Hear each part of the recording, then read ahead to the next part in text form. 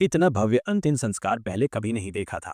$1 करोड़ की चिता सजी थी और आदमी ने बिना किसी झिझक के लाइटर चलाया और उसे उछाल दिया। अगले ही पल वो इंसान और $1 करोड़ दोनों जलकर राख हो गए। मरने वाले का नाम मुलान था। वो एक आर्म्स डीलिंग कंपनी का मालिक था। आज सुबह उसे एक गुपनाम ईमेल मिला। जब उसने उसे खोला तो उसकी स्क्रीन पर रक्षा मंत्री का चेहरा चमक उठा। ध्यान से देखने पर मुलान को एहसास हुआ कि रक्षा मंत्री के पीछे वही पुराना जी खड़ा था जिसे मुलान ने एक समय धोखा दिया था। ठीक उसी समय ओल्ड पी का फोन आया और उसने बताया कि मुझे तुम्हारे हथियारों की तस्करी के बारे में सब पता चल गया है। अगर सरकार को पता चला तो तुम जिंदगी भर की कैद और क्रूर यातना के लिए तैयार हो जाओ। लेकिन ओल्ड पी ने मुलान के सामने एक प्रस्ताव रखा कि अगर तुम मेरी बात नहीं मानोगे तो मैं तुम्हारे सारे करीबियों को खत्म कर दूंगा। मुलान के सुरक्षा प्रमुख ने यह सुनते ही फौरन अपने आदमियों को फोन लगाया और परिवार की सुरक्षा की पुष्टि करने लगा। लेकिन तभी ओल्ड पी ने एक और धमकी दी। अगर तुम्हें लगता है कि मैं झूठ बोल रहा हूं तो देखो, पेरिस की एक बिल्डिंग की छत पर मेरा स्नाइपर मौजूद है। अगर तुम चाहो तो मैं अभी गोली चलवा सकता हूँ। और अगले ही पल सुरक्षा प्रमुख को मार दिया। उलान तो जैसे डर के मारे पसीना पसीना हो गया। वो तुरंत टेबल के नीचे छिप गया। ओल्ड पी ने ठंडी आवाज में कहा, मैंने जो ईमेल भेजा है उसमें पेमेंट लिख दी है। अगर समझ गए हो तो जल्दी पैसे भेजो, क्योंकि तुम्हारे पास ज्यादा समय नहीं बचा। जब तक तुम सोचोगे मैं तुम्हारे करीबी लोगों को एक एक कर मारता जाऊंगा। जैसे ही सूचना मिली, स्पेशल टास्क फोर्स ने तुरंत क्राइम सीन की फुटेज खंगाली और कातिल का चेहरा, उसकी गाड़ी का मॉडल और नंबर प्लेट ट्रेस कर लिया। इसके बाद बिग डेटा सर्विलांस से कातिल की लोकेशन ट्रैक कर ली गई। स्पेशल एजेंट जैसन और टेलर ने अपने हथियार उठाए और पुलिस टीम को लेकर बिल्डिंग की ओर चल दिए। इस बीच कातिल छत पर पहुंच चुका था। उसने अपनी स्नाइपर राइफल सेट की और मुलान के आखिरी बचे लोगों पर निशाना साध लिया। लेकिन निशाना बनने वाला व्यक्ति शायद ये चाहता था कि अब उसके बचने की कोई उम्मीद नहीं है। इसलिए वो जल्दी जल्दी अपना सूटकेस पैक कर बाहर जाने की तैयारी करने लगा। पर कातिल की नजरें लगातार उस पर थीं। अगर वो चलता रहता तो शायद उसे मारना मुश्किल होता। लेकिन जैसे ही वो अपनी कार में बैठा, वो एक आसान शिकार बन गया। गोली सीधे उसके सिर की आर बाहर निकल गई। जैसन और टेलर जो छत की ओर बढ़ रहे थे, उन्होंने फौरन गोली चलने की आवाज सुनी और समझ गए कि शूटर यहीं कहीं है। उन्होंने तुरंत पार्किंग गैराज की ओर दौड़ लगाई।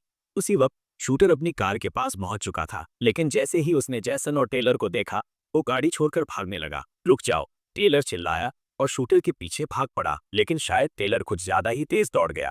कातिल ने एक चाल चली और टेलर को धक्का दे दिया। जब जैसन वहां पहुंचा तो उसने देखा टेलर हवा में लटका हुआ था। आज का दिन बहुत ही खतरनाक गुजरा था। जेसन और टेलर दोनों अपने अपने घर लौट गए जैसे कुछ हुआ ही ना हो। लेकिन इस पूरे मामले की जड़ मुलान अब भी बेचैन था। भले ही स्पेशल टास्क फोर्स ने उसे और उसके परिवार को सुरक्षित ठिकाने सेफ हाउस में रखा था, लेकिन हर पल मौत सिर पर मंडरा रही थी। ये डर हर कोई नहीं समझ सकता। लेकिन मुलान का बेटा को इतनी गंभीरता से हालात को नहीं देख रहा था। वो बाथरूम में बैठकर अपनी गर्लफ्रेंड से चैट कर रहा था और ये वास्तव में उसकी गर्लफ्रेंड नहीं थी। कातिल ने पहले ही उसकी गर्लफ्रेंड को किडनैप कर लिया था और अब उसके फोन से संदेश भेज रहा था ताकि मुलान का बेटा बाहर निकले। जेसन और टेलर को के बॉस ने दफ्तर बुलाया। यहाँ उन्हें पता चला कि ओल्ड पी मुलान से इतनी नफरत क्यों करता था। सच्चाई चौंकाने वाली थी। कई साल पहले ओल्ड पी को मुलान के गैरकानूनी कामों के बारे में पता चल गया था और वो सरकार को इसकी जानकारी देने वाला था। लेकिन मुलान को यह पसंद नहीं आया। इसलिए मुलान के आदमियों ने ओल्ड पी की गाड़ी में बम लगा दिया। लेकिन उस दिन ओल्ड पी घर से निकला ही नहीं।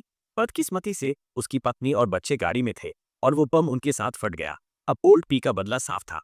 मुलान ने मेरे परिवार को मारा, अब मैं उसके बेटे को मारूंगा। लेकिन मुलान तैयार था। उसने अपने बेटे के फोन में एक ट्रैकिंग डिवाइस लगाई हुई थी। जैसे ही उसे बेटे की लोकेशन सटीक लगी, उसने तुरंत स्पेशल टास्क फोर्स को बुला लिया। टास्क फोर्स तुरंत निर्धारित स्थान पर पहुंची। उन्होंने देखा मुलान का बेटा वहीं था। टेलर ने उसे पकड़कर एक बड़े गमले के पीछे छुपा दिया। लेकिन कातिल अभी भी कोशिश कर रहा था। वो लगातार गमले पर गोलियां चला रहा था। टेलर ने अपने ईयरबीस के जरिए जैसन को स्थिति समझाई। जैसन की चालाकी जैसन ने स्नाइपर राइफल से कातिल की दिशा देखी। कातिल पूरी तरह छिपा हुआ था, बस उसका मोबाइल फोन दिखाई दे रहा था। तभी जैसन को एक आइडिया आया। अगर टेलर मुलान के बेटे के कपड़े पहनकर दौड़ने लगे तो कातिल का ध्यान बढ़ जाएगा और मुझे निशाना साधने का मौका मिलेगा। टेलर के पास कोई और चारा नहीं था। अगर गमला टूट जाता तो दोनों मारे जाते। टेलर ने मुलान के बेटे के कपड़े पहने और दौड़ना शुरू कर दिया। कातिल फौरन उसका पीछा करने लगा। लेकिन जैसन इसी मौके की तलाश में था, एक ही गोली में कातिल को मार दिया। मुलान का बेटा सुरक्षित बच गया। लेकिन मुलान के चेहरे पर खुशी नहीं थी। मुलान की चिंता, कब तक ये छुपने भागने का खेल चलेगा। चोर को 1000 दिन आजादी मिल सकती है, पर पहरेदार को कब तक चौकन्ना रहना होगा। वो हमेशा इस सुरक्षा घर सेफ हाउस में नहीं रह सकता था। आखिरकार उसने ओल्ड पी को एक ईमेल भेज दिया, मैं पैसे देने को तैयार हूँ। लेकिन क्या ओल्ड पी को पैसे चाहिए थे? जब ओल्ड पी के अकाउंट में पैसे ट्रांसफर हुए तो कुछ घंटे बाद सड़क किनारे खड़ी टास्क फोर्स की गाड़ी का दरवाजा अचानक खुला। 2 गोलियां चली और स्पेशल एजेंट्स मौके पर ही मारे गए। तभी किसी ने सेफ हाउस का दरवाजा खटखटाया।